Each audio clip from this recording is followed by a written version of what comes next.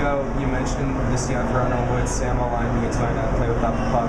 Then last week you split him up with Connery up to that second line.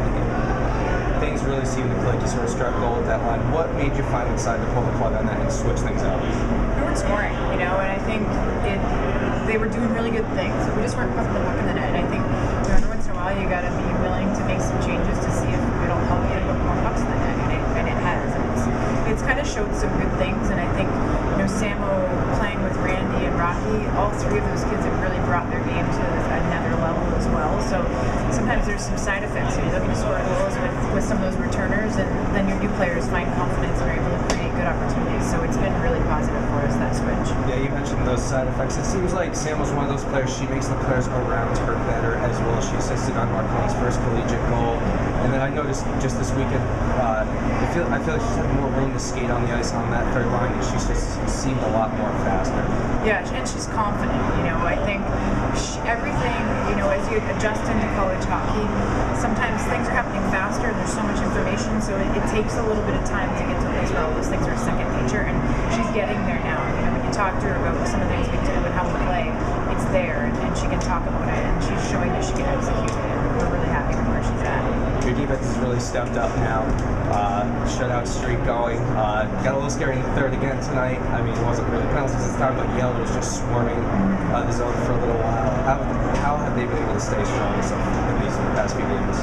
I think, we talk about being hard to play against and what that looks like and some of the details that it takes to eliminate second shots, and they just have a lot of pride. We talk about 10 letters, which is Quinnipiac, and what that means to them, and really being a player something that's bigger than themselves. And I think that's, when they get in those moments and they're tired and they need to make a play, they know it's about their teammates, they know it's about Quinnipiac, they know it's about making some pride plays, and that's what we talk a lot about. And, they came at us at the end there 6-on-5, and we had some kids out that don't always play 6-on-5, and I thought it was a good experience for them, and it'll be a good opportunity for us to learn and be able to use that in situations moving forward. With 3 games left on the schedule, one of them is Harvard. They've always gave you a hard time last season. What's the game plan going into that game? Our kids are hungry to beat Harvard, that's for sure. It's too many 2-1 games last year. They're a different team than they were last year. We're a different team, and there's some similarities in terms of the way they play the game, and I think we're going to continue to look to slow them down and eliminate second shots and play Quinnipiac hockey. When we play our hockey in our best way, I think we're a pretty good team, and so that'll be our focus this week. And with Sydney Rossman, obviously she's playing well. And have you seen anything that she's sort of upped her game in these past few weeks? Even the higher improvement.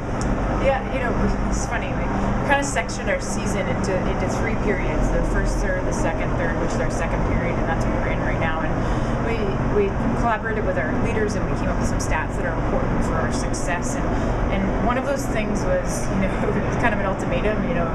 If we were able to get shutouts, then it was going to eliminate some skating that we have, and it's just kind of fun for our kids and something they really liked. And that was one of the things. So she now in 4 games has been able to create that so that there's no skating for our team. And she's just a competitor. You put something on the line regardless of what it is, and she wants to find a way to keep that puck out of her net, and she's done that. It didn't have a lot of opportunities today, but you've been working on the power play and adjusting it. How do you feel over this, the past few weeks it's come together? Or I think we still have a step to make with the power play. We've watched some of our really good looks from yesterday, today, and we played a strong goalie yesterday, and I think, we can be a little bit better in terms of creating better second shots and being able to prepare to score easier goals on the power play. I think sometimes we're trying to make it too perfect, and that'll be the focus going forward, and just trying to get a different volume of opportunities while we're on the power play.